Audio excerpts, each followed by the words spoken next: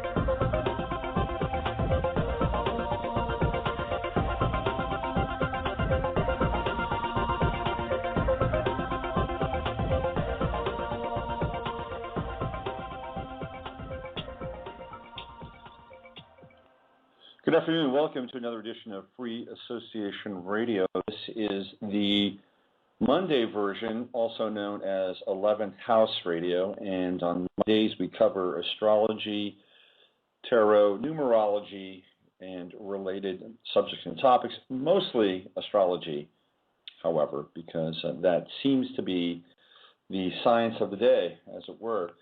How is everybody? We just got through a 4th of July weekend, an explosive 4th of July weekend, where everybody was out celebrating whatever it means to be an American. We talked a little bit about this on the Friday show, so I'm not going to get into it too much, but I talked about it on the show last week. I talked about it in terms of the ascendant, the United States Sagittarian, which I believe ascendant and its descendant in Gemini, which prompted a whole conversation about the descendant and what it means and how we can determine it and what its usefulness is and all that stuff. And we're going to look at the descendant in the second half hour of the first hour, because always in the first hour of the show, or at least the first half hour of the show, we look at where the planets are, what they're doing, and what they might mean, as well as mixing in some interesting topical news, and I certainly have some that you might find of interest as well. And then when we get into the descendant, I'll be looking at one chart specifically, and it's a person whose birthday it is today, and I got to find out a little bit more about this person as I studied their chart. Really interesting person in a lot of ways, and a lot more layers than you might begin to believe or think about when it comes to this person. I'm not going to tell you the name because it is what we call in the business a tease. All right, so let's get into the stars and find out where the stars are today. I can do my Louis Torrey voice. I like to do Louis Torrey every now and then. You see, the stars are in the sign of, the sun is in the sign of Cancer, and the moon is in the sign of the Scorpio moon. And they are in this point in time, they are trining each other. So the energy is good, it's powerful, it's juicy. All right, that's enough of my Louis Torrey. Today, Sun, Cancer, 15 degrees. We are halfway through the sign of Cancer, right? Today is the 7th of July, so we're halfway through. This little dance with Cancer started at the 22nd/23rd of July, depending on what part of the international date line you're on. But so we are halfway through Cancer. We are at the midpoint of Cancer, and we are over the summer solstice, when in the thick of summer. Right, we're in the thick of summer. And since we have 15 degrees, we have roughly 2 weeks left of Cancer. Actually, we have less than that. We have, it's going to be the 21st, so that's 13, about 2 weeks. We have about 2 weeks left of Cancer, just a little under 2 weeks. And then we move into the sign of Leo. And what's happening just prior to the sun moving into the sign of Leo is Jupiter will be moving into Leo. Jupiter's at 28 degrees Cancer. We're going to say goodbye to Jupiter in Cancer. It's been a great run. Jupiter Cancer, exalted. It's all those wonderful things about family and home and nurturing and support and love and growing things are all expanded in the sign of Jupiter. And boy, during a time where the country and even the world has been going through a bit of a dearth of faith and hope and heart, Jupiter in Cancer has, I think, been a real beacon. I think it's held a lot of molecules together, whether we know it or not, instinctively or rationally. Jupiter in Cancer has been in my estimation, the celestial glue that's been holding the planet together. One man's theory. Jupiter in Leo promises to be a very, very different kind of energy. It's going to be more outrageous. It's going to be bold. It's going to be colorful. I think that with Jupiter in Cancer is fairly conservative too, by the way. We've been dealing with things like, especially when we get to the end degrees of Jupiter or end degrees of any sign, right? And this is a theory that I have, held by other astrologers, and I talked about this with the Saturn in Scorpio effect that we're going to be experiencing in November. But the final degrees in Jupiter it's almost like this explosion of Jupiterian, Cancerian, kind of effusive issues that get really kind of blown up and put into our face. And I'm talking about what's happening with the borders and what's happening with the quote-unquote immigrants or illegals, depending on how you view that situation. If you view it one direction, they're immigrants, and if you view from another direction, they're illegals. The bottom line is that there are people that are displaced due to the fact that their countries cannot house them. They can't afford them. And there's a reason why. The reason why is that the corporate tentacles have gotten into the infrastructure and the resources of those countries. They're essentially owned by the IMF and the World Bank. And I'm talking specifically Guatemala, El Salvador, Honduras, Costa Rica, Nicaragua. Those are the main players in the population and people crisis. It's a people crisis that we're seeing at the borders in this country. And the unfortunate thing is that there are the control of who is actually able to cross those borders is highly, highly limited and suspect. And in fact, here in Texas, they actually went through, which is where a lot of the people are being essentially coming up to Texas, McAllen, Texas. And then what's happening is they're actually taking a lot of these people and then shipping them out to California on buses. They're taking them out to Murrieta. And in Murrieta, they're being met by people that are not into the influx of the refugees. Let's call them refugees. All right, they're refugees because they're fleeing a system that is broken and corrupt. Now I've got ideas about that, but what's happening is they're being met in Murrieta by people that are saying, "Hell no, not in my backyard." So this is a very Cancerian kind of response, right? It's being expanded. It's like, hey, look, this is our home. This is where we live. We have to pay the taxes, and we, quite frankly, don't want you here in our backyard. We don't want you in Murrieta. In fact, we don't even want you in the United States.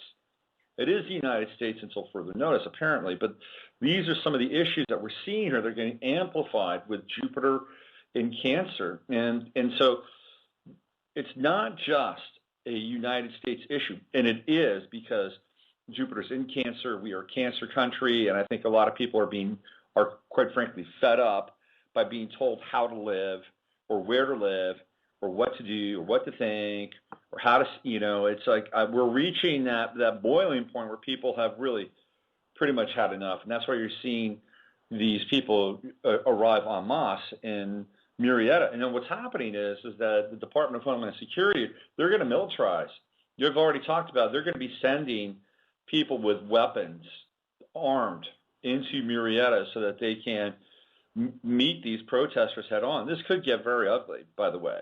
I'm just, putting that out there. This is not a Clive and Bundy thing. This is really just people, right? They're not there to protect their grazing land for their cattle. Now, what's really interesting too is that as a response to what was happening with the people gathering in Murrieta to force this bus out of there, is that they were busing in dissidents and leftists from Los Angeles to counter these people. And it started to get pretty heavy, and about 6 of these dissidents / leftist / protesters wound up going to jail. One of them for actually beating up a woman. But anyway, what I'm trying to get to here is that we're seeing these issues about home and what it is to have a home, to be a part of a home, to have continuity, to have consistency, to have a thread of a cultural and familial heritage run through your life. We're seeing all these things amplified. Of course, the big story about the Hispanic woman, I think she's in Utah or Colorado, getting evicted. That's a very Jupiter and Cancer kind of story as well. But the real challenge, though, and this is me, not the astrologer, this is me as the public observer and ombudsman, is that there's no quote-unquote quality control in terms of who gets in and where they go. I mean, there's just really, they have been making some arrests here in Texas where they've found people that have been in the country before with prior arrest records, murder, associations and affiliations with MS-13, which is the big heavyweight gang that comes out of El Salvador. So it's not just, your tired and hungry masses. There's a whole underclass of a very dangerous element that is also connected to this wave of migration.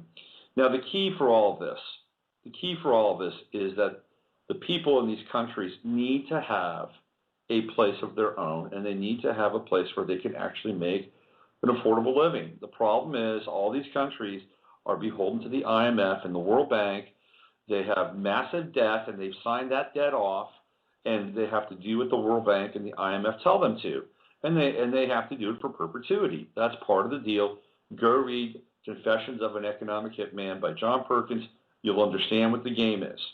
You'll understand it. It's all about a higher level of debt, a much higher level of debt than the Federal Reserve could impinge upon a country, because what happens is in order to deal with that debt, the country who has the debt has to sign everything over, everything. They have no sovereignty anymore. So the first thing that would need to happen, and this would be a very Jupiter and Cancerian kind of moment of largesse, would be to zero out the debt. If Obama really wanted to, or any of the world leaders wanted to deal with this, and let's say it's a Mexico, Canada, United States issue, they zero out the debt. Honduras, El Salvador, Nicaragua, your debt gone. You have zero debt. And then, as a result of that, you go in and you start doing microloans to small businesses or families so they get on their feet and do whatever they need to do. And then you build up the infrastructure from within, and all of a sudden, they don't want to leave. They like where they live. They enjoy staying where they are. They have opportunity, but unfortunately, all of that has been choked off. It's been choked off by the IMF, the World Bank, and let's throw NAFTA in on that too, because the corporations now essentially rule it's Mexico, the United States, and Canada, but I guarantee you NAFTA's tentacles, they're extending outwards. And now we're dealing with the TPP, which is the next version of NAFTA, and the South Pacific countries, and the Pacific Rim and the Asian theater. So it's another kind of oligarchic, corporatocratic nightmare, top-down, tentacle-based, that will essentially choke off more resources, produce more slave labor, and less abundance for everybody in those countries. But we have seen the effects of NAFTA. I've seen it personally. I used to live with my next-door neighbor in California. He had a ranch in Mexico, in Chihuahua, in the Chihuahua region of Mexico. He had a ranch, and he had animals, and he fed his family with his animals and his crops, and This is a good life for this guy. And then NAFTA comes in, and then what happens? Everything goes up in price. All the fuels go up in price. All the grains, everything he needs to run his farm gets to a point where he cannot afford his farm anymore. Hey, guess what happens? He has to sell his farm, and he has to move. So then the corporations come in, they get the land cheaply, they start doing corporate farming in Mexico, and we're getting tons of produce in Mexico now, and we're going to get more from Mexico and China as California goes through its worst droughts in about 100 years. And he winds up going to California, and he gets a house, luckily for him, and he winds up fixing things for people. He becomes a fix-it guy, right? Fix-it guy, carpenter, builder, you name it, that's what he did. And his wife, as a form of protest, decided she would never speak English because she missed her home, she missed her ranch, she missed her, I don't blame her. I don't blame her. So, we've been put into this duality. And speaking of duality, Mercury is in Gemini, and it's it was retrograde. It's direct now. But we have Mercury in Gemini, and we have Venus in Gemini at 16 degrees Venus, Mercury at 25 degrees. And what's interesting is that we have come at this debate from a polarized position. It's us versus them. It's our land, not their land, right? We have privilege, they don't. These people need to be here because they have no other choice or option. And besides, everybody here is an immigrant anyway. And besides, the whole American Southwest used to belong to them and yada, yada, yada. And it's the right thing to do. So we have this really polarized debate. Who has the moral authority about why these people should be allowed to come to this country? Now, I know people personally who are from other parts of the world who can't even, and these are people that can contribute once they hit the ground running with college degrees and all the things that is, it's funny. The United States is a country, but at other times it's a corporation, right? So if you're a corporation, then you want the best talent to come work for you. And so you have these special visas that are given out to companies so that they can bring workers from Pakistan and India in, and have them come in. But I have friends that are from Europe, and they can't get a foothold here. In fact, for them to get a foothold here, it would cost them close to $500,000 ultimately, unless they were lucky and they met somebody and found somebody and married somebody. The path to citizenship, if you are not crossing that border, is expensive, time-consuming, and rigorous. Okay? And now we have this other path, which is messy, it's non-selective, and so there's a whole other kind of debate going on here. But what I'm trying to share with you, though, is that it's not about who has the moral authority. This is Venus Gemini, Mercury Gemini polarized debate that's happening right now. The real issue, or the real way to get out of the polarization, is to get into the systemic application or the systemic solution of how to solve this. And the way that you solve it isn't about bringing people here or forcing them back. It's about looking at where they came from and completely overhauling those systems so those people actually have a chance to stay where they live. Now, ultimately, here's what I think. I think most of those countries, El Salvador, Honduras, Guatemala, they're looking at Costa Rica. Costa Rica is the eye of paradise. It is the model, I think, that most of those countries want to aspire towards. Why? Costa Rica is an eco-tourist destination. And who goes there? It's the wealthy. It's the super wealthy that can go spend 2-3 weeks, picking bananas off of a tree, doing zip lines, petting monkeys, and whatever else they do, okay? Having their mouths drop open when they get to see a real waterfall, right? So I believe that those countries are looking at Costa Rica and saying, we want to be eco-tourist destinations. Well, what do we have to do? Well, we've got to flush out people that really aren't going to be part of this scene because we don't, we don't want a lot of people here. In fact, we want to limit our growth. We want to limit our population. And I think that's what's going on. So what we have to do is we have to get into those countries and say, look, this is not the way to go. The way to go is these people need lives. They need livelihoods. So let's make that happen. Repeal NAFTA, zero out the debts. It'll never happen because there's way too much corporate interest involved. And the corporate interest here in this country obviously wants cheap labor, and and it's a clusterfuck. I'm sorry, but if you really want to take the laser beam, if you want to take the lightsaber to the whole thing, you whack out the debt, you repeal NAFTA, and you give people in those countries a real chance for real life where they are living. And then conversely, guess what? NAFTA gets repealed, and what happens in this country? All of a sudden, farmers, producers, people in the United States, they've got a bit of a leg up now. They can reclaim some of their power and not have to cede their authority or their will to NAFTA-based regulations. One man's opinion, if I were president, I would do it. Of course, I wouldn't be that popular, and I'd probably be shot very, very quickly. So here we are, Jupiter in Cancer. These issues are getting expanded, right? This is what we're dealing with. And when we get to the end degrees of a planet, especially one of the big planets, like Jupiter or Saturn or even Mars, we get it's almost kind of like the last dying gasp, It's just before that planet goes into the next sign. There's this, there's this intense energy, this release that takes place.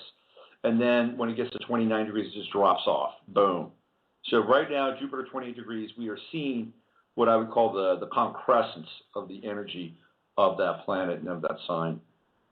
So speaking of Mercury and Venus in the sign of Gemini, okay, I don't know if you guys caught any of this over the weekend, but I have to bring this up. This is a fascinating thing, and so I had to look at the individual who did this, and I had to look at their chart. So we're going to kind of get into that a little bit now. Over the weekend, I think it was this weekend, Joan Rivers made this outrageous statement, absolutely outrageous statement about Obama being gay and Michelle Obama being a transgender. And this is kind of mind-blowing, right? And let me set the stage for you. If you haven't seen it, we'll look it up on the internet. It's out there. Joan Rivers had just performed a public wedding between two men in New York City. And she was being tracked by, paparazzi, the digerazzi, whatever you want to call them. And this one guy, and she looked tired. She looked tired. She's like, I'm done. Yeah, I did my duty. I married somebody. I'm going in. I'm going to put my feet up, and I want to have a spritzer, right? So anyway, she was walking back to her hotel or someplace where she was going to go hang out. This guy's asking her questions. It's like, how do you feel about marrying this couple? Oh, great. It's not a big deal. And then, of course, the next question is, when do you think we'll get our first gay president? She said, we've already got one. It's Obama. I thought, wow, this is funny stuff. And she was just dead on serious. And then she said, and Michelle is a tranny. I'm like, you gotta be kidding me. And the guy's like, what? She's transgender. Oh, it's no big deal. Just get over it. So here's Joan Rivers coming out and saying that A, Obama's gay, and B, Michelle Obama is a transgender. So it's like, wow, kind of mind-blowing in some ways. So I put that up on my Facebook page, and there was a lot of really heated response around it. If you go into the kind of the underground and alternative conspiracy world, there are a lot of videos that are trying to make the case that Michelle is not a woman. And here Joan Rivers comes right out and says it. So I'm like, okay, well, what is going on in Joan Rivers' chart? Why would she all of a sudden kind of blurt this out? And, what's happening that would trigger that? Well, she's a Gemini. Her sun is at 16 degrees Gemini. And we were just in the planets, right? Where's Venus? Venus is at 16 degrees Gemini. So she's got a Venus-Sun conjunction. Her Sun and her Mercury and her Venus are all in the third house. So Joan Rivers is a triple Gemini. So chat. She's very talky. Of course, she's had a talk show, and she was a comedian, and she was one of Johnny Carson's favorite people, by the way. And he was, in fact, Johnny Carson wanted Joan Rivers to actually take over the Tonight Show for him at one point in time. So Joan had a Venus-Sun conjunction. She's going to be very, very open about how she feels, right? Now, the Mercury is at 25 degrees, and it's moving forward. It is conjunct Joan Rivers' Mercury in Gemini and Joan Rivers' Sun in Gemini. She is a 29-degree Gemini. She has Mercury at 29 degrees Gemini. The anaretic degree, the most, in some ways, troubling, intense, and difficult aspect of any degree. And here she is in Gemini, right? In Gemini. So now we have the anaretic degree. We have Mercury crossing. We're getting ready to cross her Sun and Mercury, and it's all in the third house. So she's like a Gemini on steroids. That's, so now what is she talking about? Which is really kind of interesting. She's talking about how Obama has another identity, right? That he is not a heterosexual male as president. That's a Gemini script. And she's also talking about how Michelle not only has another identity, but she has another sex. So that's another very Gemini kind of revelation. It's going to be really interesting to see what happens with Joan Rivers around all of this, because the politically correct police, I think, are going to be all over it. So keep your eyes on it. Very interesting story, interesting tell with all the Gemini action happening down in her third house at this time. Another story I stumbled across, because we're always looking for things that are kind of related to what we talk about or what I've talked about. Now, I was on the Gaiam website over the weekend, and I hadn't been there for a while. Most of you know that I did 23 shows there, and that run came to an end. And I read a lot of the comments that people left, and I was really, really blown away and humbled by a lot of the positivity and interest in what I did. It was really good for me to be able to read that. I had a little boost of emotional connection there. But one of the things that I did on Gaiam was I did a show on the Pluto and Sagittarius generation, and I talked about what lies ahead for them. And one of the things that I love about this generation is that they have, I think, the ability to be fueled and guided by an internal sense of truth and their own version of freedom and personal sovereignty. I think that that's hardwired into them. And we see generations kind of flip. And the Pluto and Scorpio generation has all been about exploring all the nooks and crannies of their psyche, their desire, their will, in the shadows, and in the dark places, right? So that's what they've been doing. And as a result, ultimately, the next generation will come along and flip it. And the Pluto and Sagittarius generation, I believe, will be much more, for lack of a better term, morality-based. Okay, they're going to see what's happened. This is always the case.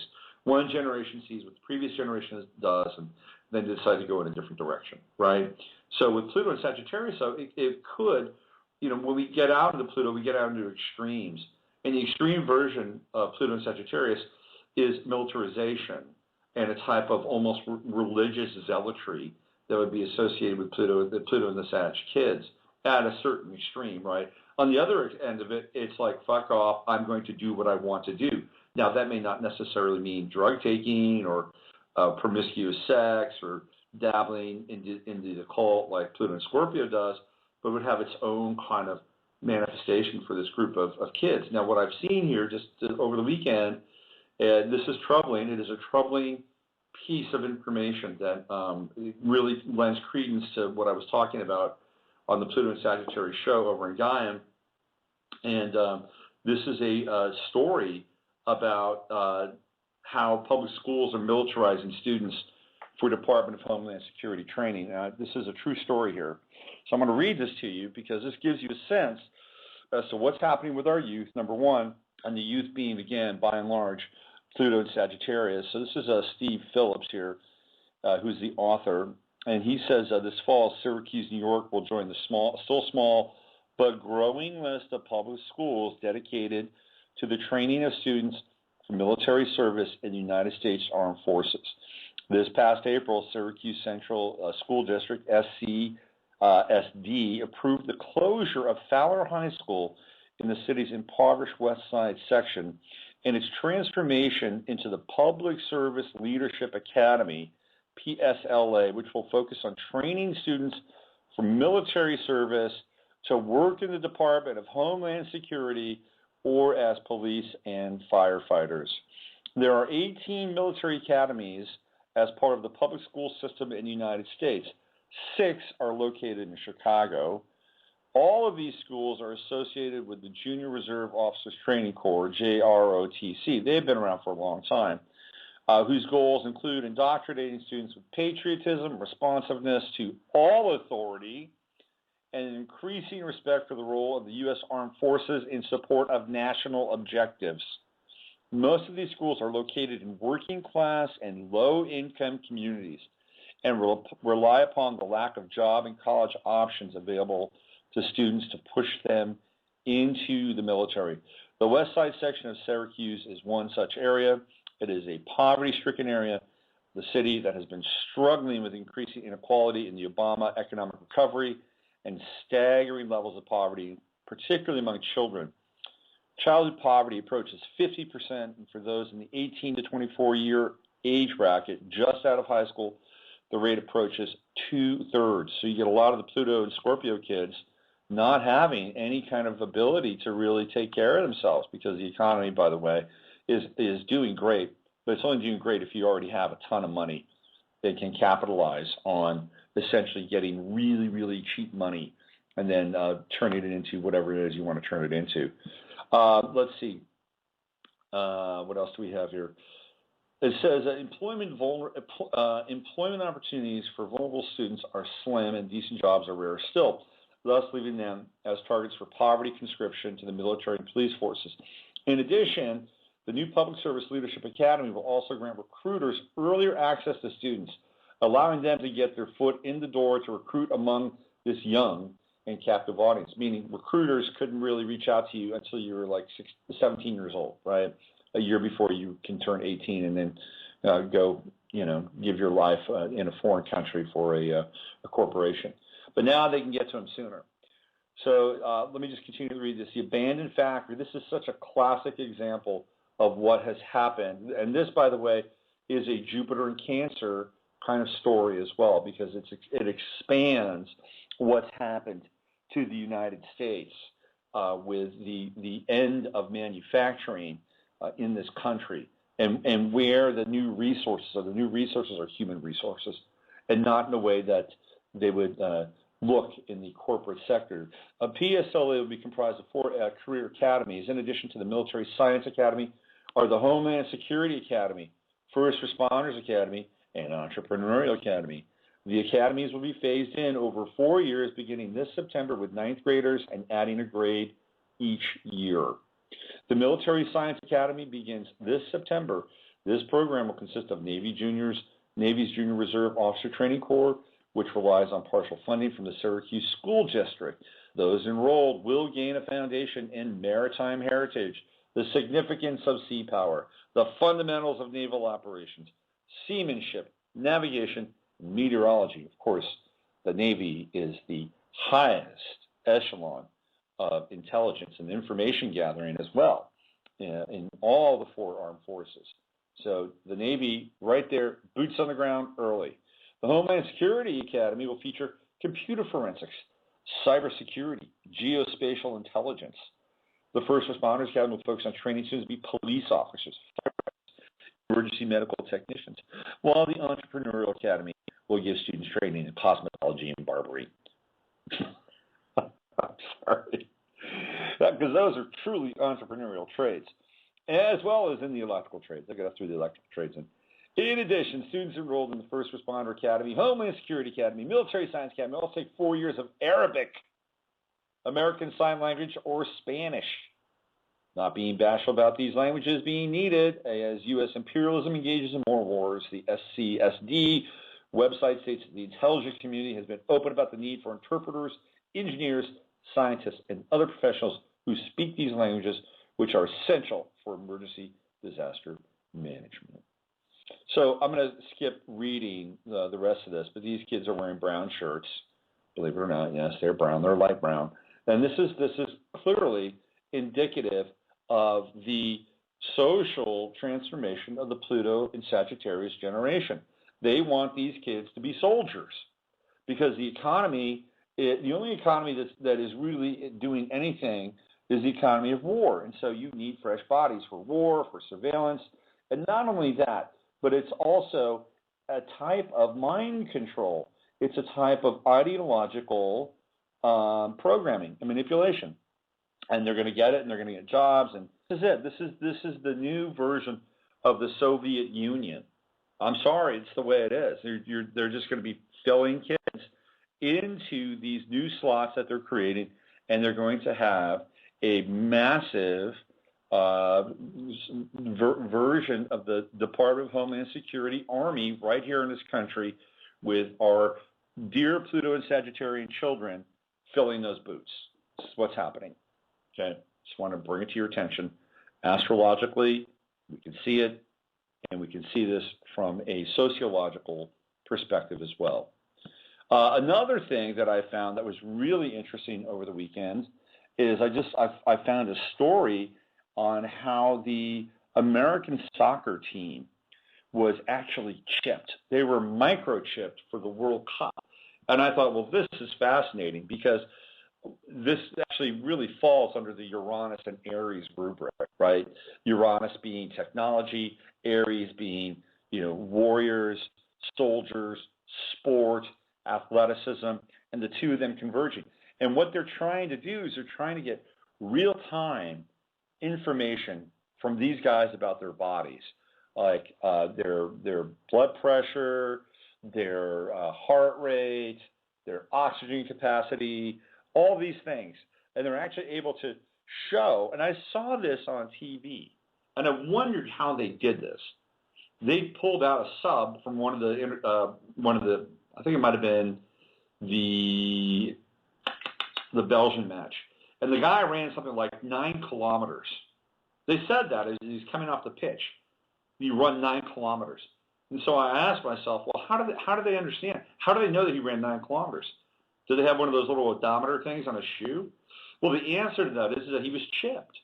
And so they can actually track how far he ran and all of these other things that were a part of their athletic experience. And the reason why is because they believe that having this kind of information gives them more power over the athlete so that they can see whether or not the athlete is in danger or there is a threat of some kind of physical condition where at the 11th minute or the 11th hour or whatever, they can pull him out of the game and say, oh, man, his glucose levels are low, his heart rate is up, he's reached maximum oxygen input, blah, blah, blah.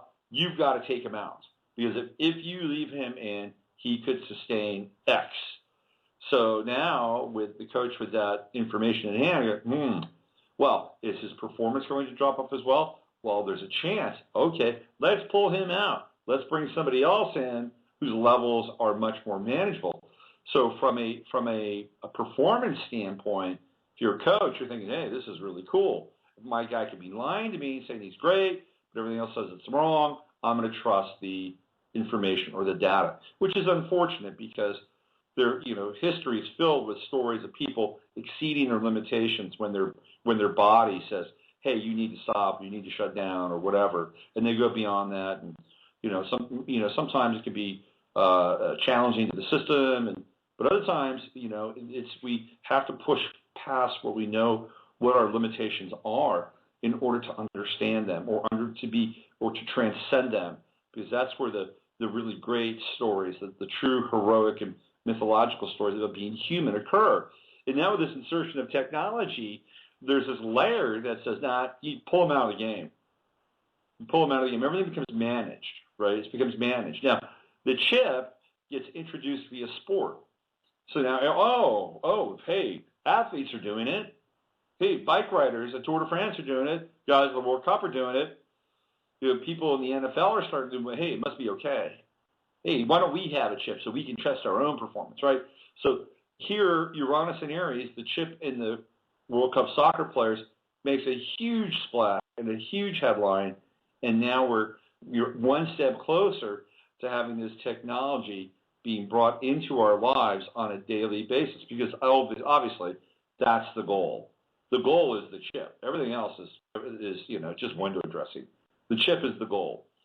All right, so what do we do this now? I'm going to get off my chip soapbox, and I'm going to play a little bit of music, and we're going to come back, and I'm going to talk about the Descendant. We're going to get into the Descendant. How does that sound? So in the true spirit of science going too far, way too far, here's the Dictators, my favorite band from the 1970s, and one of my favorite bands of all time. I'll be back in 3 minutes and 27 seconds.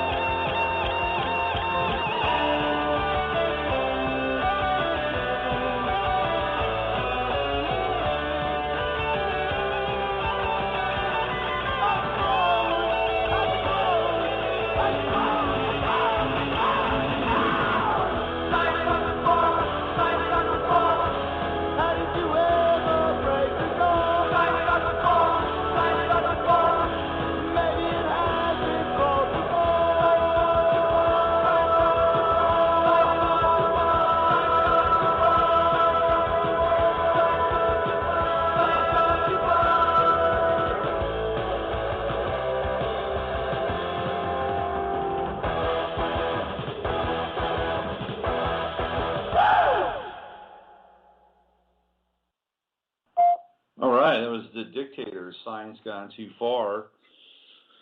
with Handsome Dick Manitoba as the lead singer from their album Manifest Destiny. One of my favorite rock and roll albums of all time. All right, so we are at 12:45 here in South Central Texas. You're listening to the 11th House Radio. I'm Robert Phoenix. I'm your host, and I'm doing some stuff on my website. I'm getting ready to put up some new buttons and some other goodies. And one of the things that I'm going to do, and I'm going to announce it here, is that I'm actually going to offer $25 off of my Astro Coach sessions, which are already a good deal. Astro Coach is the ability to have 5 one-hour sessions, and I charge $275 for 5 sessions. It's basically about $55 a session. And I am going to cut that by $25. So essentially you can get 5 sessions for $50, and I normally charge $125 a session. So do the math. It's a great deal. A lot of times people want to do Astro Coach because they are going through a particular phase in their life. Sometimes, and it takes a fair amount of help in some ways, coaching, as it were. So it's really good for that. Also, I allow people to share those readings. So if you want to do a reading for your son or your daughter, or you want to look at relationship readings, or you want to do relocated stuff, there's a wide variety of things you could do with Astro Coach, and you can even gift people with readings, which I do allow as well. So it's a great way for you to buy multiple sessions. And again, I'm offering that at $250 versus $275, which is a $25 discount. I will have Astro Coach discounted on my website hopefully later today. Also, people ask me if I teach astrology. I have had students, and I do take students on. And if you're interested in learning more about how to do some of this stuff, I'd be happy to talk with you about it offline. Of course, you can reach me at my email address, which is rpm1122@yahoo.com. And I just completed a session with a student, and it was pretty powerful for, I think, both of us. Because I teach astrology a little bit differently than other people. And the other thing, too, is there's a transmission of energy that takes place when the sharing of information occurs. So you're not just getting information, you're kind of getting this sort of commingled essence of me, the information, and some of the higher sources I tap into, which I do, by the way, when the sharing of information occurs. So if you're interested in astrology, and you want to learn, I'd be happy to discuss that with you offline at rpm1122yahoo.com. That's the email address. Okay, so why don't we get into the Descendant, and then we'll talk about the Descendant for a while, and then we're going to do some live readings. So if you remember last week, we focused a lot of our time on the Ascendant, which sets the entirety of the chart off. We got into some of the celestial algorithms or mathematics of the Ascendant, and we talked about how the Ascendant evolves over time and starts as a strategy for survival, and by the end of the life becomes the distilled point of the personal essence for that person through that lifetime. So we're moving and evolving to a kind of a higher vibratory expression of the Ascendant. So what does it mean for the Descendant, or the backside of the Ascendant? Well, the Descendant is the opposite degree, generally, not generally, it's the opposite degree of the Ascendant. Maybe it can be off by a degree or two, but it's the opposite degree of the Ascendant. And the Descendant takes place on the cusp of the 6th and the 7th house. And whatever sign is on that cusp becomes the coloration or the indicator for the experience of the individual in relationship, because the 7th house rules relationship, and it rules generally one-on-one relationships, boyfriend, girlfriend, husband, wife. It also rules contracts and personal agreements between two people, because it's ruled by the sign of Libra. In Libra, it rules a part of law, just like Sagittarius rules a part of law as well. Those are the two signs that represent law and balance, fairness, justice, equity, all that stuff, right? Excuse me. So with the sign on the Descendant, we get a sense as to what kind of relationships will be best suited for that individual's growth, right? So, for instance, I have Taurus on my Descendant, but my chart's a little weird because even though I have intercepted houses, and even though Taurus is on my Descendant, part of my 7th house is Gemini. So I come into the 7th house looking for, since my Ascendant is Scorpio, I come into the 7th house looking for some kind of visceral and bodily contact, right? Like I am attracted to form. So it would be form that it's like if the Descendant, the sign on the Descendant is the honey that brings you into the hive of relationship, then for me, it would be Taurus. So it would be aesthetics, sensuality, beauty, all that stuff, right, that is associated with that sign. But because I have Gemini also part of my 7th house, then I would then have a need for intelligence, humor, spontaneity, and the ability to communicate, to have a kind of a like-minded individual or like-minded experience. But what happens so often with the Descendant is that the sign there, which is the honey that brings us into our experience of relationship, for me, I've got Taurus. Then I get into Gemini, and it becomes more complicated. It looks like it's one thing, but then it goes into these, different directions. So I start with a connection with the body, attraction, and now I'm into sort of the Gemini, who's who am I, who are you, all that stuff that is part and parcel in some ways. All relationships go through, right? There's always this kind of sorting out phase in relationship, and who am I, who are you, where's your power, where's my power, blah, blah, blah, blah, blah, right? So, but with my Descendant or with Gemini in my 7th house, it becomes always a part of the relationship experience with me, so I have to kind of sort that out, right? Now, what happens there? Well, the Descendant is in a lot of ways the shadow space of the Ascendant. So if we put our best foot forward, right, with the Ascendant, and we decide that we're going to be well-groomed, or we're going to be well-spoken, or we're going to be bold, or we're going to be courageous, or we're going to show that we're responsible, whatever those things are based on the sign that the Ascendant is on, that's what the world sees. They generally see that part of us, right, because most of us want to put our best foot forward in the world, blah, blah, blah, blah, blah. Whether it's real, whether it is grounded, whether it's authentic or not, that is the mission of the Ascendant. Now, what happens is that the Descendant becomes, in some ways, the shadow realm for the things that we don't claim or the things that we don't bring into the Ascendant because maybe we don't want people to see those things because we're not putting our best foot forward. We want to attract a mate. We want to attract opportunity. We want to attract positivity, whatever those things are. And so we hold them back. And what happens is that when we enter into relationship, a lot of times the things that we hold back or are not integrated into the Ascendant get played out into the Descendant and the 7th house. So in a lot of ways, it's our Achilles. It is our Achilles heel because we have to work on those things that make us feel vulnerable or make us feel like we are dealing with parts of our lives that we set aside into this kind of hermetically sealed area until it gets unlocked by another person who can look into the secrets of our minds and our hearts.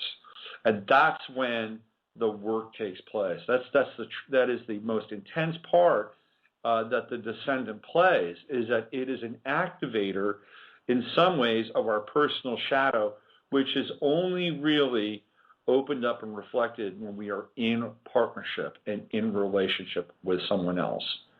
That's when the whole thing gets put under a microscope. And then if you're really engaged in a fully committed partnership and relationship, that stuff can get really addressed. And there you can, in the right circumstances with the right person, we begin to experience individuation. We begin to work on those things that are not always the easiest in our lives. Sometimes there can be it can be worked out. Other times there will be a decision to not work on those things in that way and maybe address them in other parts of the individual's life. And that can be shown by transits going through the seventh house. One of the more powerful transits of the seventh house is Saturn. When Saturn moves into the seventh house, there's an extreme focus on relationship.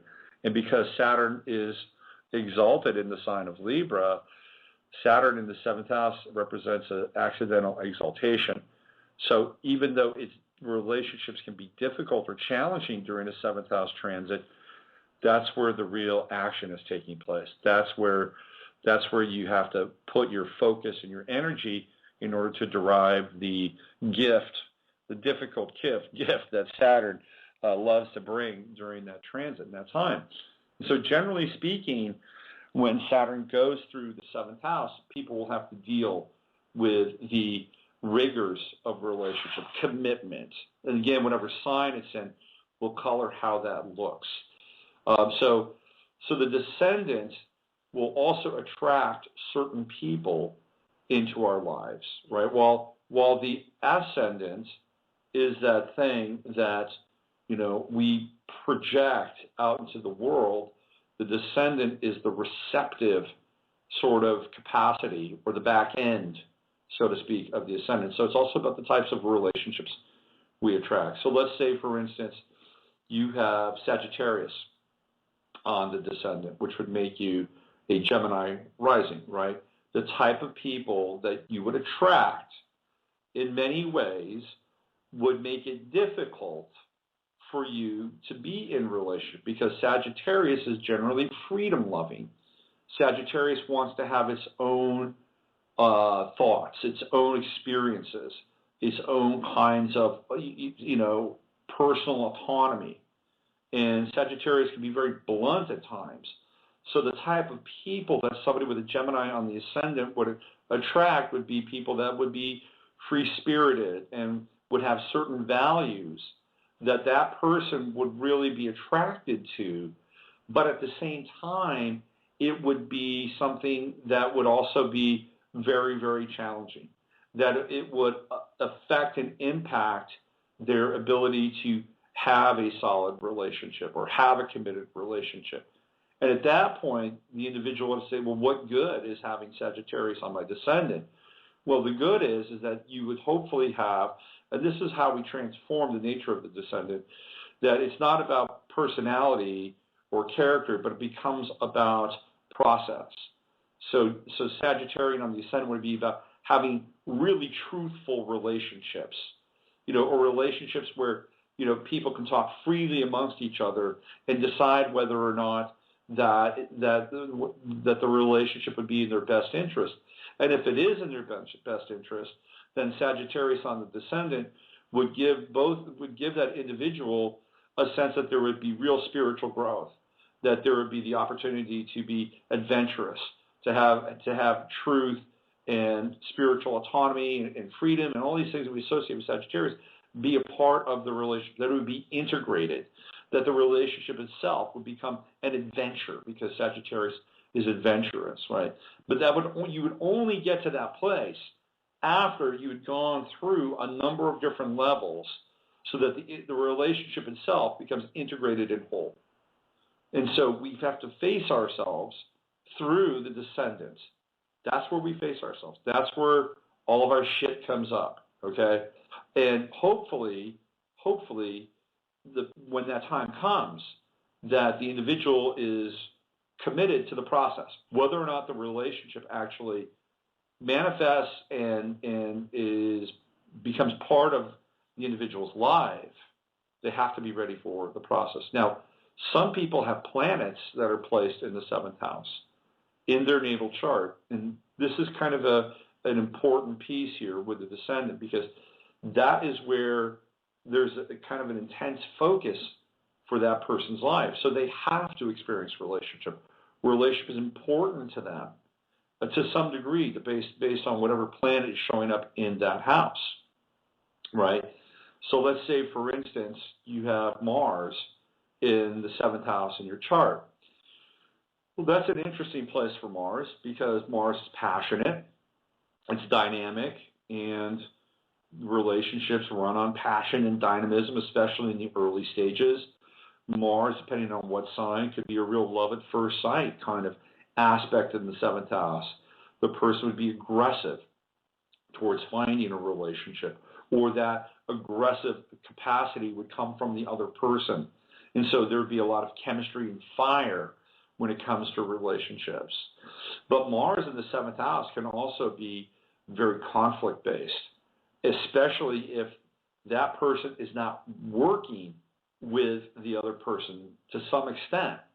This is clearly an aspect where you need to work with the partner. Because if you don't work with the partner, then the energy will work against you. And it will become querulous and bickering and edgy, which is what Mars does. So Mars in the 7th house, in its fall, by the way, because Mars is much more at home in the 1st house, being that its rulership is Aries. But Mars in the 7th house can be redeemed if that person has an activity or a work or some kind of dynamic focus with their partner. If they don't, then frustration will mount and they will be much more given to some kind of agitation and argumentative state. So it's important to understand what planets are in your 7th house. What are you drawing to you? What types of experiences do you need? A lot of times Mars in the 7th house, again, generally speaking, opposing the ascendant, is about power. It's about power issues, power dynamics, all the stuff that goes along inside the corridors of a relationship. So that individual has to figure that out. And the best solution for that individual, theoretically, would be shared power.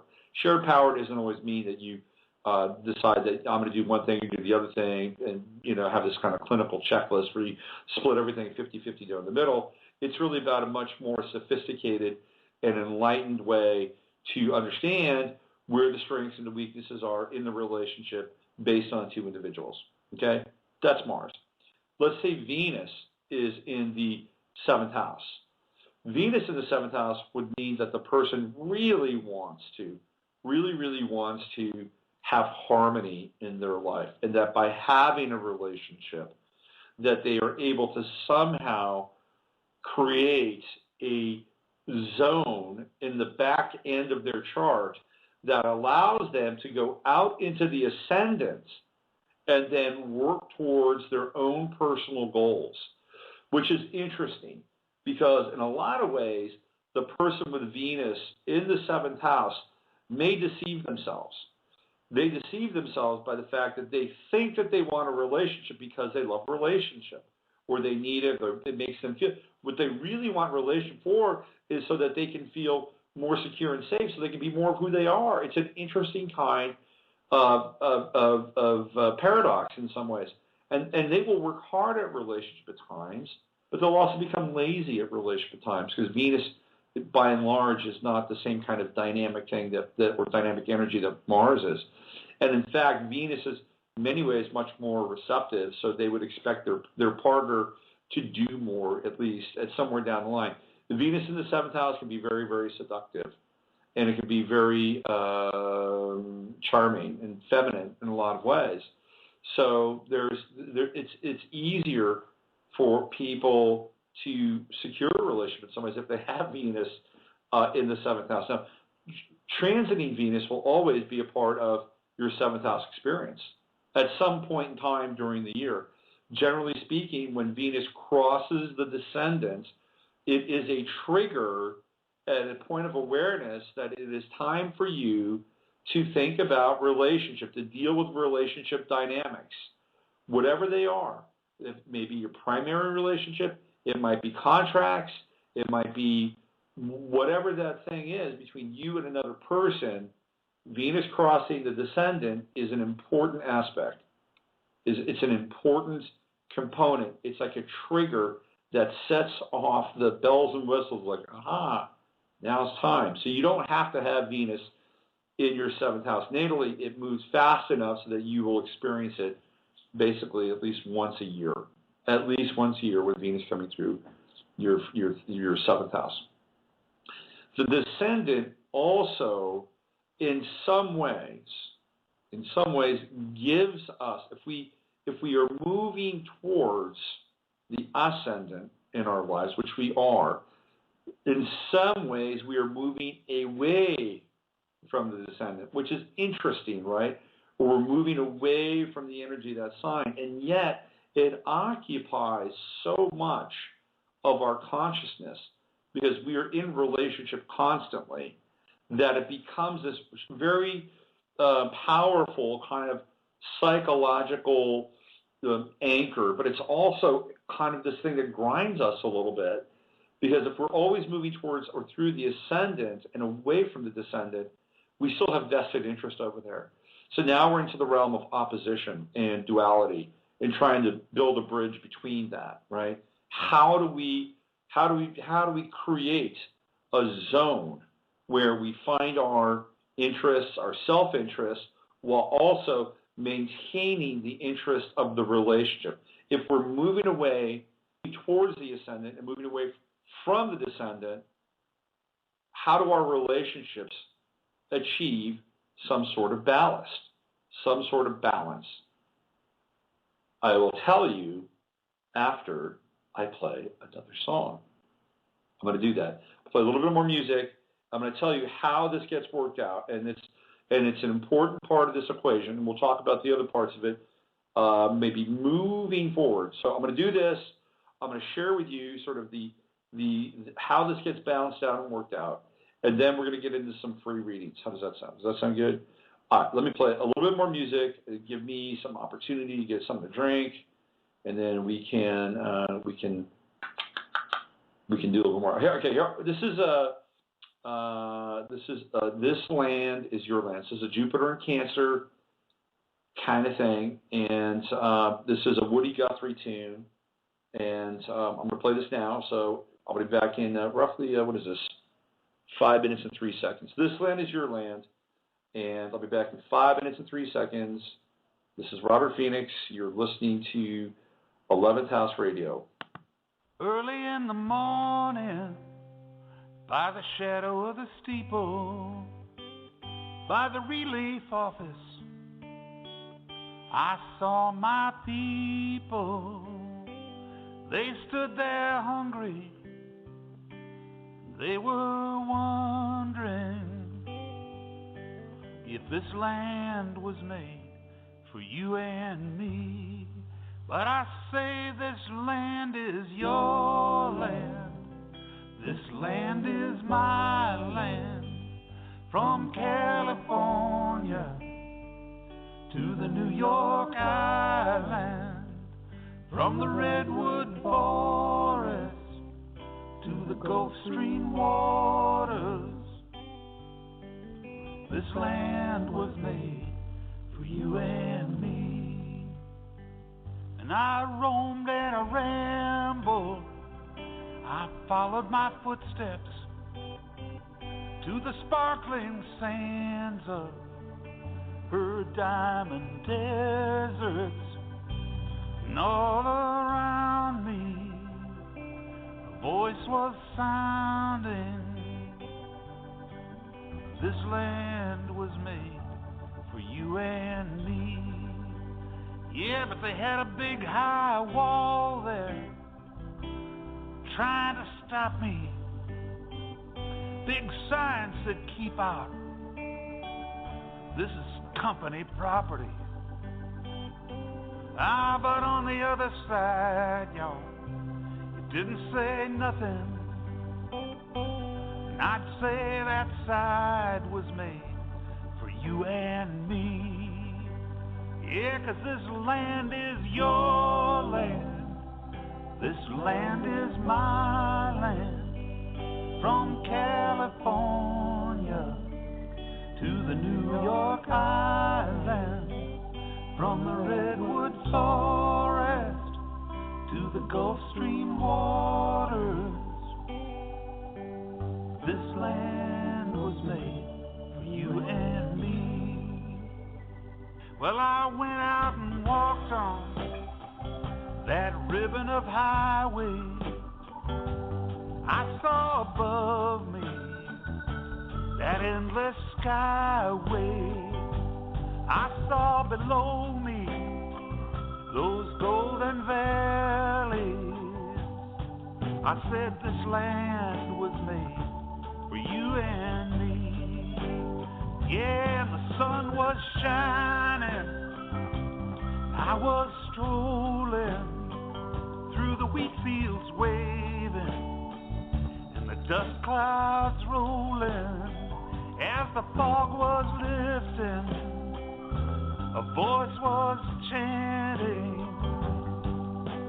this land was made for you and me. All play one man.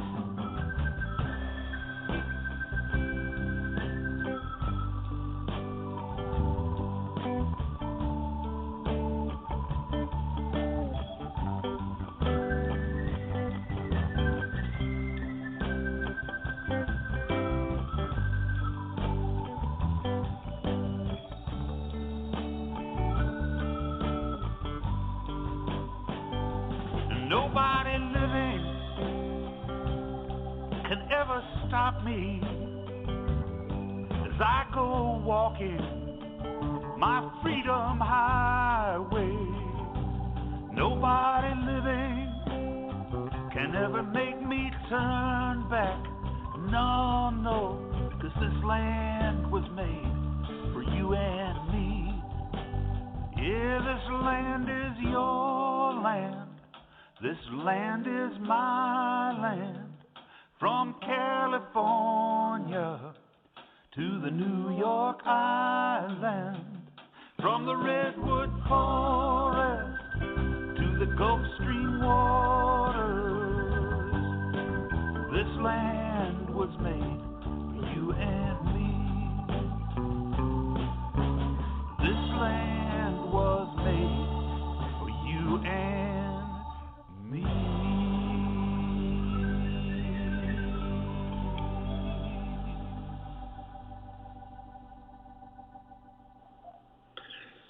That was Johnny Harper doing a very soulful rendition of This Land Is Your Land by Woody Guthrie. Johnny was, of course, on the show with me a couple months back and talking about his tribute to the band. So you're all waiting for the big cliffhanger solution. Okay. I got to tell you a funny story, though. This is a very funny story. This is hot. I'm going to get to the cliffhanger. This is hot off the presses, right? So one of the things I'm doing is I'm trying to keep the 11th House Gaim experience happening. And one of the things that I did is I took out an ad here in Austin. I put it up on Craigslist, and I put it in the media section. I'm looking for partners to actually continue to do the 11th House TV show, which I was doing on Gaim TV, and do it here locally in Austin. I've gotten a few responses. And during the break, I jumped into Yahoo. And a lot of you know that my connection at Gaim was Jay Widener. And I love Jay. He's a great guy. And there's a lot of talk in the chat room right now about the Kubrick material and the moon landing, and very interesting exchange around in the chat room. If you've never been in the chat room, it's a great place to hang out. A lot of wonderful people, great information, and relationships have been forged and bonded in that chat room over time. So I urge you to check it out. But anyway, Jay was the guy that brought me into Gaim TV, and so I put this piece up on Craigslist in the media section, and I got an email response from a guy he's involved in a network, and they're looking to create content here in Austin, and his name is Jeff Widener. And I just thought that was really interesting. It's like Jeff Widener, Jay Widener, Jeff Widener. Weird stuff. The universe is truly strange, isn't it, people? It's a completely holographic representation of some kind of unarchy. That's my new word, unarchy. You like that word, unarchy? It is 114, okay, you've been waiting. How do we resolve the dilemma or the paradox of moving towards the ascendant and moving away from the descendant? The answer is the midheaven and the IC. Those are the answers, right? Because if we also invest in the midheaven, which is our vocation and what we bring to the world, and then we create a home, which is the IC, the four quadrants of the chart are balanced out. That we have a spike running right through the chart, in the middle of the chart, which brings balance to all four places. So we're not running away from the descendant. We're not running into the ascendant over and over again, which would be counterproductive because we wouldn't be able to be in a relationship. We'd be pulled apart. And you have to have the other parts of the cardinal points, the four cardinal points, activated in order to bring balance between the two.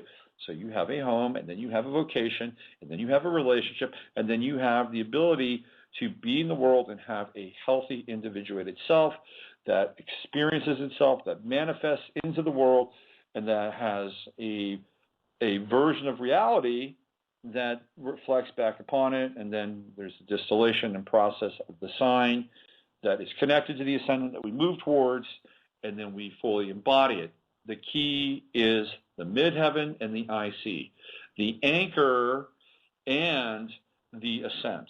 You have those pieces engaged and involved, and we aren't pulled apart by the poles of, running away from the descendant, running towards the ascendant, while at the same time having a relationship in our life. You must have those other two pieces also in play. You have them in play. You have balance. You have the northern and the southern points, the eastern and the western points. They're activated, and therefore you have the possibility for true individuation.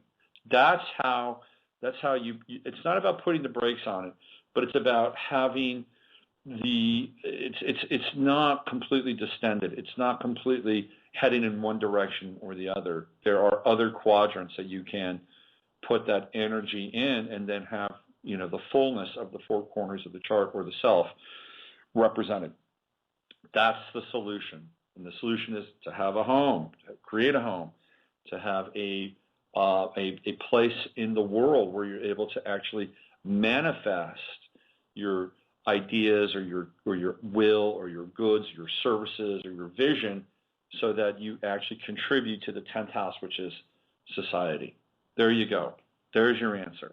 That's how you stop the opposition from essentially tearing you apart or running so far into the ascendant that you can never have a relationship, right? I mean, there you go. And then we fill in the rest of the blanks. We fill in the rest of the blanks with the 8th house or the 6th house or the 5th house or the 3rd house or the 2nd house or the 11th house or the 12th house. And those, they all have a part in the story as well. But we're talking about the four cardinal points. And maybe next week what we'll do is we'll talk about maybe we'll get into the descendant, not the descendant, but we'll get into the IC and the MC. Maybe we'll do one show on both of those.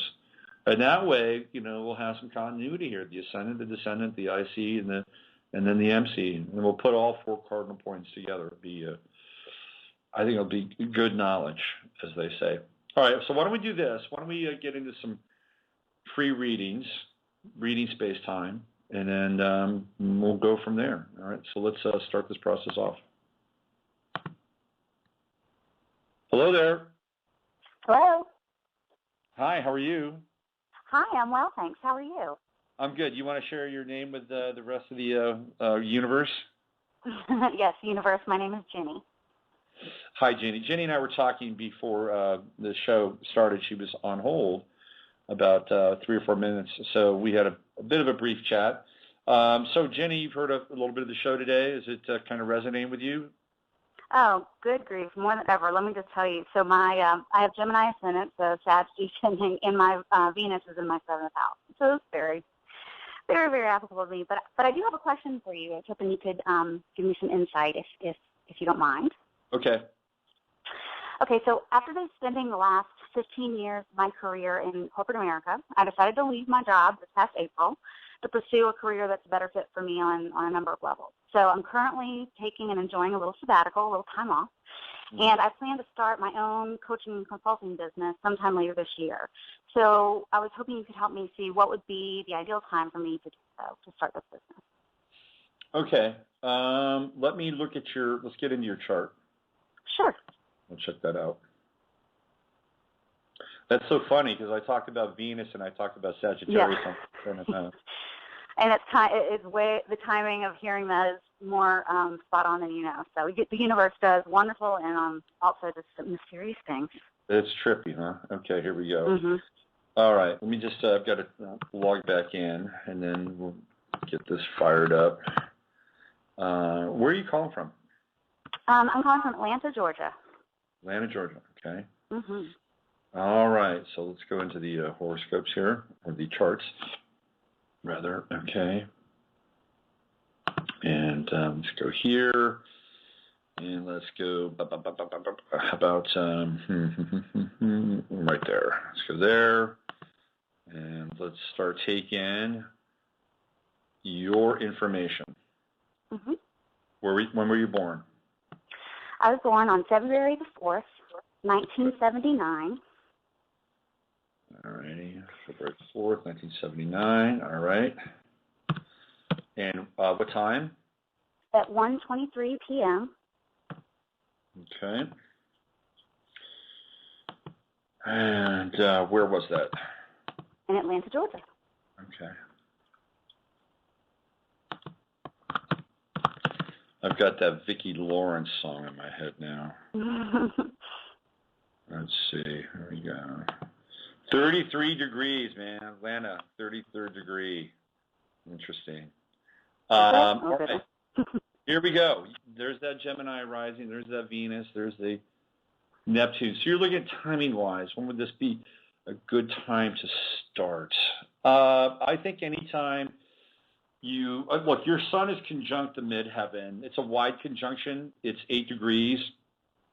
So I would think that anytime the sun crosses your midheaven, that would be a fantastic time to start something new. Okay. Now that would be, just after your birthday, like maybe the 7th, 8th, 9th of February. So if you want to take more time out, certainly that kind of arc would be suitable. You still have Saturn to go across your Uranus in the 6th house, and I would certainly wait for that because you have Uranus at 20 degrees. I think Saturn is at 17 now, or 16 or 17. So it's going to cross your Uranus, and I would say that the coaching thing is probably a good. It's a good gig for you because the 6th house is our purpose and our service and our dharma and our work. You have Uranus there, which is unusual, right? It's like doing something that's different, outside the box. But it's also in the sign of Scorpio, and which is transformational. So you have transformational work to do, but it's unusual. It's got to be different. It has to be Corporate unique. America is not a good fit, right? No, it's probably not a good place to spend 15 years. Well, I think because you have fixed planets in your chart. You have Moon in Taurus. It's at the end at 20 degrees. And Moon in Taurus is sturdy. It's stable. It's earthy. And it squares your sun and it opposes your Uranus. So you've got a fixed T-square, which means that even if corporate America was not the place for you, those fixed planets give you the ability to hang in there with things. Yeah, maybe too long. Yeah. Yeah, but the beauty of it is that once you get into this next role or phase in your life, you're going to have that same kind of fixed energy that you'll be able to put into whatever it is that you do, right? Yes. And so that's cool. And I like the fact that your midheaven is a 23 Aquarius, although most of your 10th house is Pisces. Sometimes the Pisces midheaven can be very difficult, and people spend a lot of time in their lives trying to understand their life purpose with the Pisces midheaven. Especially now with many of those people having Neptune or Chiron in their 10th house. So with the midheaven in Aquarius, There's more of a sense of, hey, I know what to do. I know how to get it done. My sun is conjunct my midheaven. I'm good at what I do. I'm a communicator. I'm wise. I've got these planets that are hanging out in the ninth house, which is Sagittarius house. I've got a really tight trine between my sun and my natal Pluto in the fifth house. So I'm good at relationships. I'm a transformer. I can do this, right?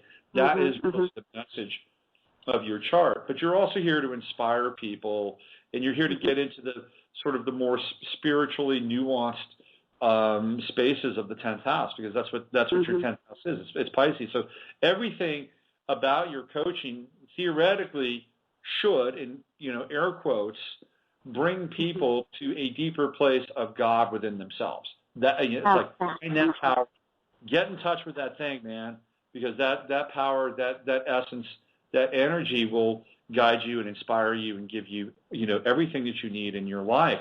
Now, one would say, well, why don't people just go to church or something like that? Well, the church in a lot of ways has become taken over, right? It's become completely invaded, and there's a whole different type of either corporate spirituality with these mega churches, or the strange kind of weird end times Zionistic wet dream. That's a whole other version. So in a lot of ways, we have to reinvent the church in our own ways, which I think in some ways Jesus would be quite okay with, right? Because he didn't dig churches anyway. So, part of what you do or what you're going to be doing is your own form of discipleship or your own form of getting people to find the spiritual essence in their lives so that they can be, empowered, in touch, and soulful beings. That's really what your work theoretically would lead you to. And you have the ability to have a lot of different kinds of systems with your work, because Aquarius is very technical in a lot of ways. So it's about using really, cutting edge, either technologies or insights, or even things like astrology, by the way, which you'd be quite good at, I think. Thank you. And so you would use those tools in order to get people to that point where, okay, all right, I know I'm using these tools, and I can either use them or I can not use them. I can be in touch with them, or it can just be in essence with meditation or prayer, whatever that stuff is. Now, another thing that's interesting is you have a Jupiter return coming, and it's coming very quickly because you have Jupiter at 2 degrees Leo, and that's in your third house, which is the house of communication. This is an interesting window because you asked when can I start it, and I'm thinking, well, wait until the sun crosses your sun and then hits your midheaven. But you have a very interesting opening with this Jupiter return coming up. And I think there's something here about, I wouldn't say it's a formal announcement, but what I would do is I would work on my materials, my written materials, and I would start with this Jupiter return. And if you have any kinds of manuals, books, pamphlets, slideshows, PowerPoints, whatever it is that you're going to be doing with your coaching, or maybe even want to write a book so that you can go into that coaching world and say, hey, this is what I've got, the 10 best strategies towards achieving bliss, nirvana, and ultimate wealth, or whatever, right? So you could do that with this Jupiter return, and you could start it during the Jupiter return, and then between now and February, which is when your solar return comes around, right, you would have everything you need. So when is that Jupiter return happening? Do you know? It's happening 2 weeks from now? Hold on. Let's look at the ephemeris real quickly. So that's when I would start. I wouldn't necessarily start my new business then or my coaching then, but I certainly would start in the process of creating materials that I'm going to need for when the sun crosses the sun. Does that make sense? Yeah, completely. All right, so that's the 26th of July. So we're talking 20, about 20 days, 19 days. That's, boom, that's the time, because that's your Jupiter return. And that's when I would start to work on this stuff, and I wouldn't stop until February, or when I would get X published, because that's when we look at astrology, we look at cycles, right? So if you're starting with something that powerful and that potent, which is your Jupiter in the third house, and you're a writer, you need to communicate. And you have that Jupiter return coming, and you're looking at this target, right? starting your coaching. And what is the ninth house? The ninth house is the house of publishing, right? So, boom, this is the time to do it. This is the time to get into it. This is the time to literally be immersed in the inspirational fires of Jupiter in the third house, because Jupiter in Leo is passion. It is passion. And so if you have a passionate mind and you really jump into this thing and you're feeding the fire every day, the output that you'll have come February will be significant, and you'll have everything you need.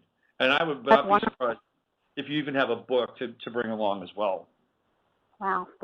Great. Now, does that one follow-up question, does that apply, the Jupiter return and that window, does that apply also to studying and learning things and acquiring knowledge as well as writing and creating materials? Absolutely. But here's the interesting thing. It's funny. I'm always reading to kind of strengthen my astrological base. And I'm getting ready to have a Jupiter shift from my 8th house to my 9th house. So just, and I know this stuff, but it's always good to kind of get other insights, or there may be something that I might miss, right? So I was looking at the Jupiter transit of the 9th house. And one of the things that is common about Jupiter transit of the 9th house is like big knowledge, big ideas, big concepts. But the reverse of that is Jupiter in the 3rd house. So that's about very specific things. It's about learning very specific skills. It's not about broad philosophical kind of content. You've got that already in your chart, by the way, with Sun and Mercury in the 9th house. So yes, during this Jupiter transit, it's also about learning things that have really specific impact on what you do. Does that make sense? No, completely. I mean, my interest in astrology, as we briefly spoke of before, I can think of that as an example of maybe one way or one area of my life that could apply to as I continue to study that. Absolutely. And that would be interesting, because your Jupiter, when we look at your Jupiter, let me go back here. Your Jupiter is opposed your Mercury. It's an 8-degree opposition. And oppositions are interesting. It's kind of like, okay, I'm learning all this stuff, and now I got to find a way to get this trajectory from this stuff up to my 9th house.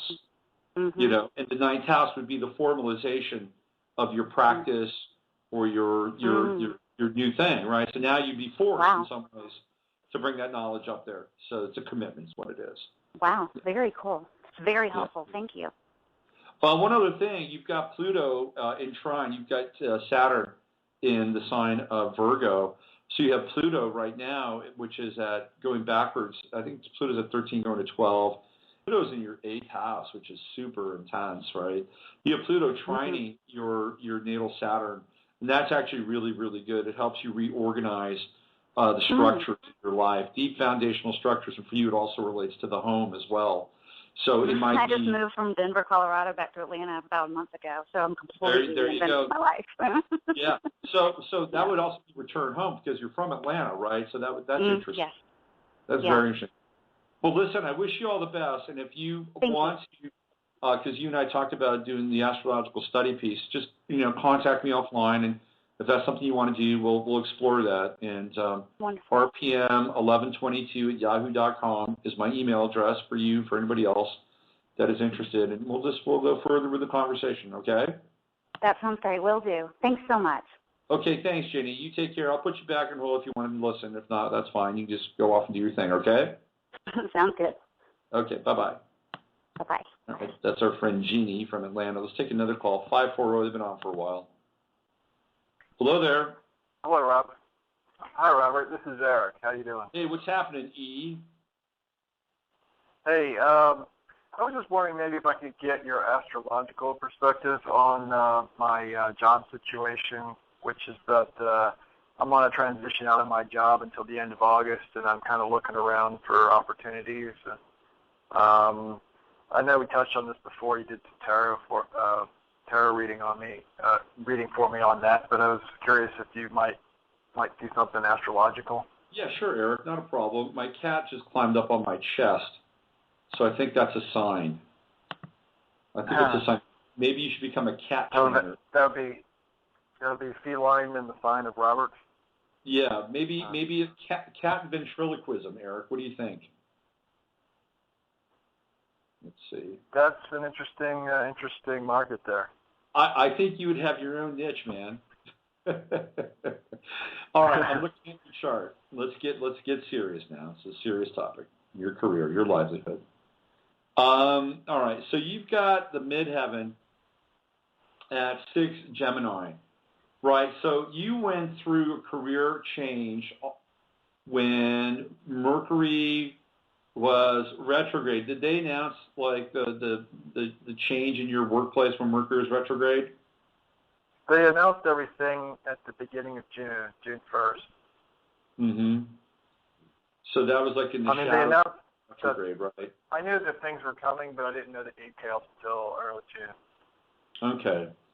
So, so you've got Mars in Gemini, and it's at 17, and let's see. So Mercury right now is at 24. I believe Venus is at 16, so Venus is right on your Mars.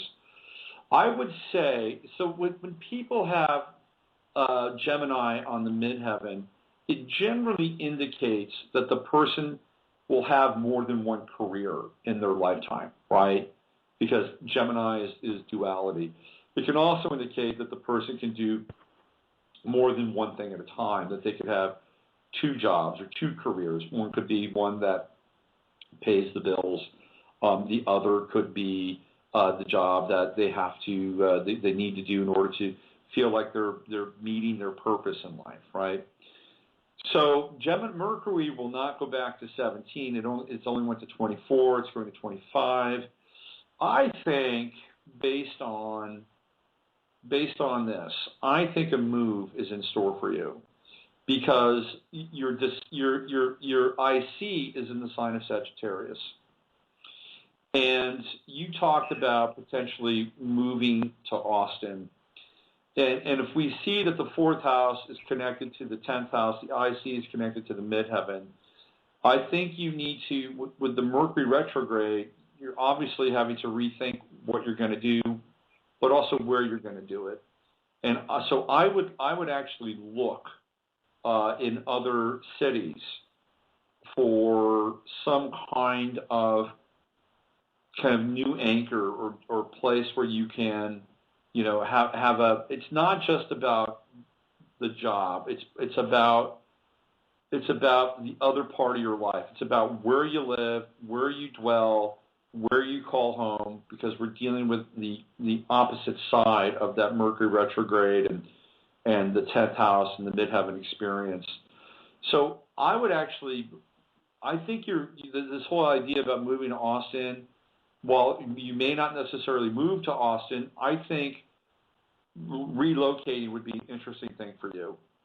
And I still think that your work is in a different kind of place. And I don't mean that, well, I mean it geographically, perhaps, but I also mean it internally as well, because that midheaven in Gemini represents 2 career paths or multiple paths. So, this other side of you, this Virgo ascendant, which is the sign of the healer, and your sun in the 1st house, this whole Virgoan, healing thing you've got going on in your life has to be addressed. And I know you've been working on this with the light touch and the Reiki healing. That's where your passion is. I mean, that's where your personal drive is.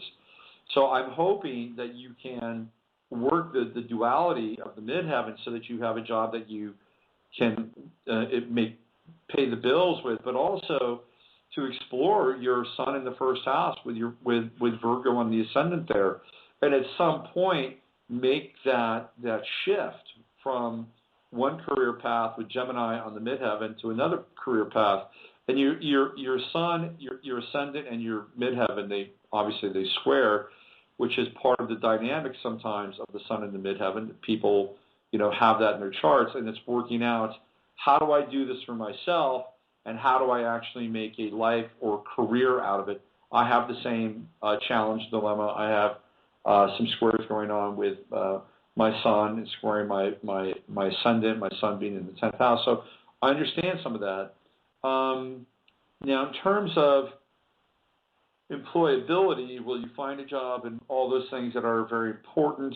I would say that Mars right now is, I think it's at 17 Aries. I'm sorry, Mars is 17 Libra. So it puts it right on your natal Mercury, which is in the second house. And I would use this Mars energy on your natal Mercury to send out as many resumes or as many sort of missives into the world so that you can get feedback, because you have a lot of energy with Mars and your Mercury right now. You may as well use it, right? You don't want to Mars or Mercury can be agitated, it can be argumentative, but it's in the second house. Your Mercury's in the second house, so it's all about resources and values. You may as well put that Mars to use. So over the next 48 hours, I'd make a big push and get as many resumes or whatever you need to do out there to people, because it'll be a good use of the energy, and also you might make some interesting contacts. So that's how we can use some of the current real-time energy as it applies to your job search and being employed. But again, just like our last caller, Jenny, your sixth house is when we get into purpose and service and dharma, your sixth house is Aquarius, which is unusual, which is different, which is, outside the box. So that's part of what you're here to do, is to get into that Aquarian sixth house flow.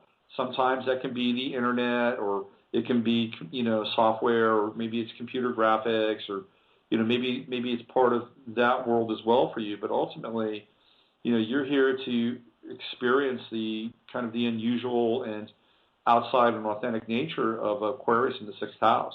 But you also have Pisces there, so it's also about being, inspirational and receptive and loving and also healing as well. Jupiter is going to be going, obviously we just determined it's going to be in the sign of Leo, but it doesn't get down into you've got Saturn at 29 Cancer. Jupiter is about 1 degree away from your natal Saturn, Eric. So I would say that this is a major time for you to network. Use that Jupiter on your Saturn. Call in. Actually, that's interesting that you mentioned that, because I ran into a former CEO of a company I worked for 11 years ago. I ran into this guy last Thursday, and he invited me on a tour of his new company, which is one of my leads locally here. And so that's looking good for me. Yeah. Good, man. So do you know when you're going to go on that tour? I hope it's in the next couple of days. He said later in the month, so there's not a date set down, but I think... Well, that's okay. That's okay. You'll still have Jupiter in your 11th house. It'll be in Leo. But this is it's an interesting time for you. And I would think that there's probably more than one potential opportunity with Jupiter on your Saturn. But I like the fact that it's somebody that you've known, because Cancer is about looking backwards. It's about going back in time and tapping into past relationships and connections. So that actually fits pretty well. You're going to have Jupiter in Leo, and it will be going into your 12th house. And that's going to be a really interesting transit for you, because you're going to have a Jupiter-Venus conjunction, which I think opens your heart in a big way and opens you up to the mystery of relationship and romance and passion and creativity. Somebody champions your skills. Somebody champions your inner life in a way, gives you some courage and some emotional bolstering. And then ultimately when that Jupiter shifts and goes into Virgo, man, I think that's when your healing work really has the opportunity to blossom inside of you first, since it's the 12th house. And then later when it comes and hits your ascendant, then you have the Jupiter-Sun conjunction.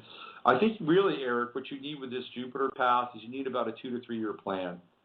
That's what I think. So anything that you're doing in terms of working and paying the bills needs to be in service of this Jupiter transit towards your role of being a healer in this world. So maybe you could do two things at once with that Mercury, the MC with Gemini, or maybe it is a definite sort of slicing off for another career path. So that's my take on your big picture, near and far. Wow, great. Can you just do you have an idea when Jupiter is going to get into my Virgo that you mentioned? Yeah, Jupiter doesn't get into Virgo, I think, until 2016. So it's a ways off. Okay. We're talking almost 2 years. But I'll tell you anyway, since you've asked. Hold on. So 2016, let's see. It goes all the way here. And, okay, hold on. Sometimes the internet is too slow for my taste. I put this cookie destroyer on here and slowed my computer down, but it's interesting nonetheless. Okay, so let's see. Jupiter moves into, I think it's actually 2015. I haven't gone that far ahead with Jupiter. I'm still in the Jupiter in the Saturn, so Jupiter in the Leo mode. Come on. All right. Let's see. So Jupiter. Frustrating. Okay. If it's not going to work, it's okay. No, it's fine. I'm just having a hard time with just all these windows that are open. Yeah, so Jupiter goes into Virgo in 2015. I think it's around July of 2015. That's usually when Jupiter's making its changes lately. So I would say you've got about a year path here. Let me just nail this down one more time. So we have this, and to be specific here on the 11th house. August 12, 2015, Jupiter goes into Virgo. That's at 0 degrees, right? So it will hit your ascendant, since we're on all this ascendant talk, in September. The 27th of September, Jupiter hits 10 degrees, so it hits your ascendant. Okay? Okay, great. Yeah, man. Should be a good time for you. You're welcome, Eric. Have a great day. Take care, okay? All right, you too, Robert. All right, that's our friend Eric. I guess he didn't really like the cat ventriloquism idea for a career path. All right, let's go to another. Hello there. Hi, how are you? I'm good. Who am I speaking with? This is Trina. How are you? Hi, Robert. Is this Jeanette? No, it's Trina. Oh, Trina. Hi, Trina. How are you? I'm fine, thank you. How are you? I'm hanging in there. That's good. Me too. I'm doing my best to stay inspired. So, yeah. Do you want to look at your chart today, or where do you want to take our time together? Well, I had a with my boyfriend. Mm-hmm. I accidentally told him I didn't have any more feelings for him, and I actually do. I actually love him with all my heart and soul. Mm-hmm. And I have a very good feeling he's my twin flame. And just want to make sure that we're going to always be, together. And want to kind of see where that's going to go. Well, it's that sounds a little tricky, because somewhere inside of you, right, you had some kind of emotional realization that you probably did not have the same feelings for him in some ways, and that might have been an honest sort of appraisal how it might have been. Relationships in emotions and relationships change a lot, and you can have a period of non-feeling for somebody. It happens, Yeah, and so I think You're probably being honest on some level, but in the grand context of things, where you have a connection with a person that is, bigger than the momentary lull or the tide going out, you realize that, maybe there's something bigger here, and I might have, come at this from a different place. So let's try to sort this out a little bit. When's your birthday? February 29th, 1964. Okay, let's go. February 29th, 1964. What time were you born? 6:05 a.m. 6:05 a.m. Okay, and where? Huntington, Indiana. Huntington? Yes, Indiana. All right. So what happened with your boyfriend? Did he say, I'm out of here, or is it? I haven't heard yes or no. That's you why sound I'm sad. so... Yes, I am. Sad. Yeah, I can hear it in your voice. I am. Okay, well, let's look at your chart here. You are a Pisces sun, Mars in Pisces, and you have Chiron in Pisces. You're going through your Chiron return, right? Which is kind of a gradual Chiron. That's hard. Chiron returns are difficult, especially when they're in the sign of Pisces, and your Chiron is in the third house. So let's look at where Chiron is currently, because I think that's going to hold some interesting insights into our discussion here. Now, Chiron has already crossed your natal Chiron, but it's going to go retrograde. So we're at the 7th of July, so Chiron is retrograde at 17 degrees. And it's going to take one more pass at your natal Chiron at 14 degrees. It goes all the way back, and back to 13, and then it goes stations at 13, and then it goes forward, and it's 14 one more time. So you're going to 2 more passes of Chiron. And the Chiron return is, I think, one of the most important transits in an individual's life, believe it or not, because what the Chiron return does is it gives us the ability to accept parts of ourselves that we have had a difficult time accepting, for whatever reason, whether it's socially, whether it's familial, whatever those things that we, hide out or have claimed in our own lives. The Chiron return will change them. It will make us on some level free. Right now, your Chiron it's a little tricky because it's in the first house, so it has to do with, and it's in Pisces, and Pisces is always about dissolving. When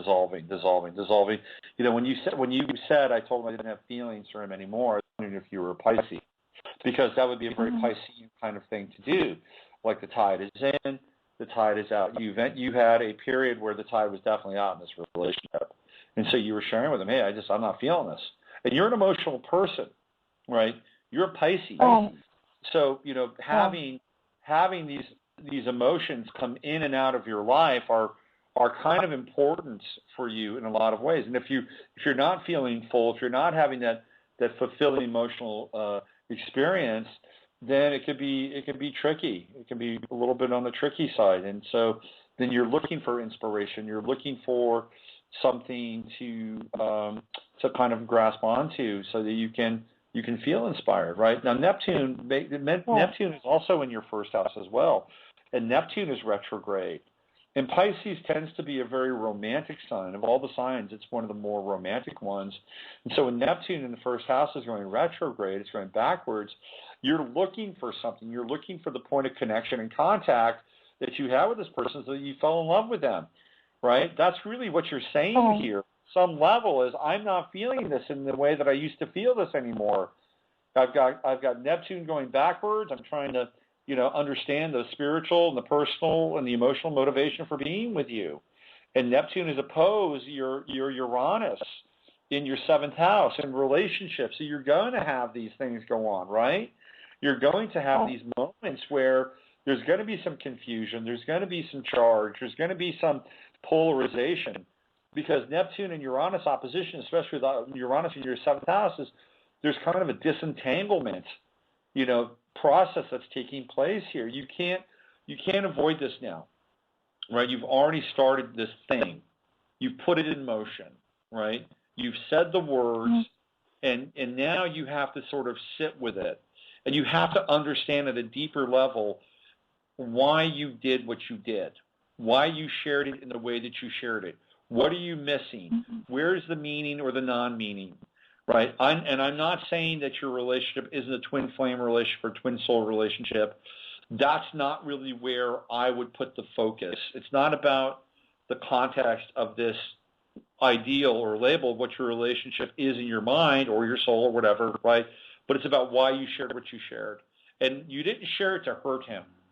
So I don't think you shared it to hurt. I think you shared that. You shared that piece because on some level you're trying to understand why you're not feeling what you felt before. And then there's the complexity of Uranus, the Uranus trigger in your 7th house, right? Which is sudden, it's shocking. The Neptune Uranus, hey, it's a slip of the tongue. It's a phrase that you didn't meant in that time, and now you're dealing with this shocking piece, which is hanging out in your 7th house now. Neptune-Uranus opposition, it is inevitable. What you're trying to do with the Neptune-Uranus opposition is you are trying to become free in some ways. You're trying to become free. You're trying to understand on some level where the personal boundaries are between you and your lover, which is Neptune, 1st house, and this kind of unusual, because let's face it, you've got Pluto and Uranus in the 7th house. That's an intense configuration for the 7th house. It's intense. It is not your average day-to-day working relationship.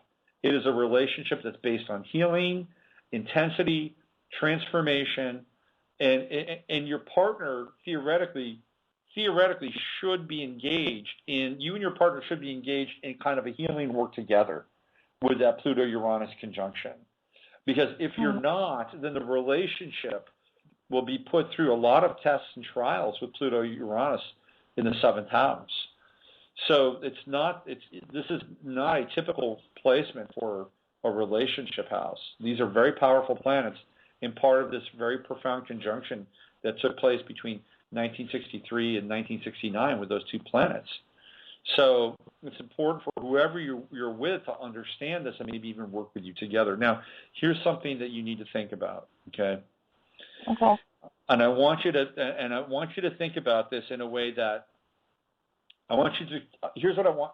I think it would be helpful for you if you dropped the idea of what your relationship should be. And again, I just said all these things with Pluto and Uranus. Ideally, that's what it would look like. I want you to drop your idea of what your relationship should be and to think on some level that you cleared this out in a way because you were not feeling the same way and that you were not experiencing what you had before. And so this comes out. You've set these things in motion. I'm going to tell you right now, Jupiter's moving into Leo, and Jupiter's going to be making a transit into your 7th house, which anytime Jupiter goes into a new house or moves into a house, it expands that house. And you've got Leo on the Descendant of your 7th house. So Jupiter's getting ready this summer to make a move into your 7th house. What does that mean?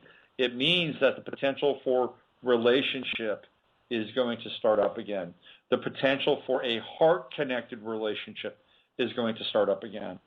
So maybe what you did, and I'm just going to put it out there to you, okay, maybe what you did unconsciously is you set something in motion to bring a newer energy, a newer romantic, loving energy into your life, whether it's with your current partner or with somebody new.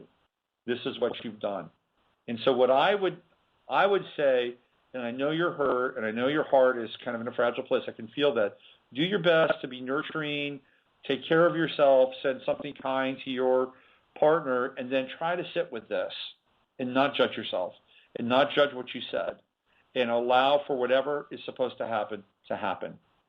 Okay? I know it's challenging, but just sit with it. Clear yourself inside, clear yourself with him, and then let go and surrender in the moment and see where this actually evolves, and try not to be egoic and directed, because something may come out of this that might be unusual, different, and even more expansive than you understand right now. That's my advice to you. All right, thank you. Okay?